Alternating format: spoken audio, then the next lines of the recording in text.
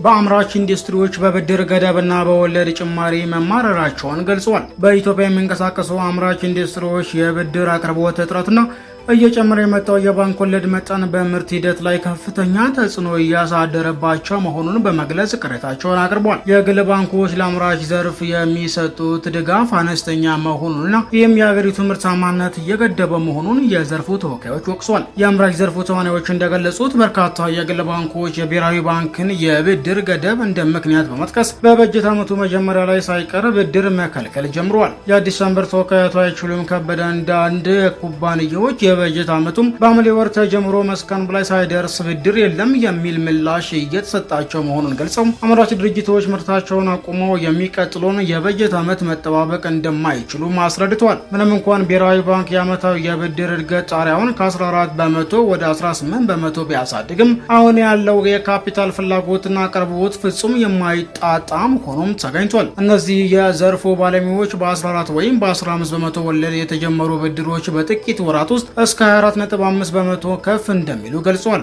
ይህ ድንገተኛ ዋጋ ጭማሪ በተለይ የረጅም የምርት ሂደት ባላቸው እንደ ጨርቃጨርቅና የቆዳ ኢንዱስትሪዎች ላይ የገንዘብ ፍሰት መዛባትና የእቅድ መስተጓጎልን ፈጥሯል። አምራቾች በምርታማነትና በአዳዲስ ፈጠራዎች ላይ ከማተኮር ይልቅ በየቀኑ የሚጨምረውን የፋይናንስ ወጪ በማስላት ላይ እንዲጠመዱ ማድረጉም አስረድቷል። ባንኮች በየዓመቱ ከፍተኛ ትርፍ እያስመዘገቡና ቅርንጫፎቻቸውን እያሰፉ ቢሆንም ለአምራቾች የሚጠየቁት የመያዣ መጠን ግን እጅግ ከፍተኛ መሆኑ ተገልጿል።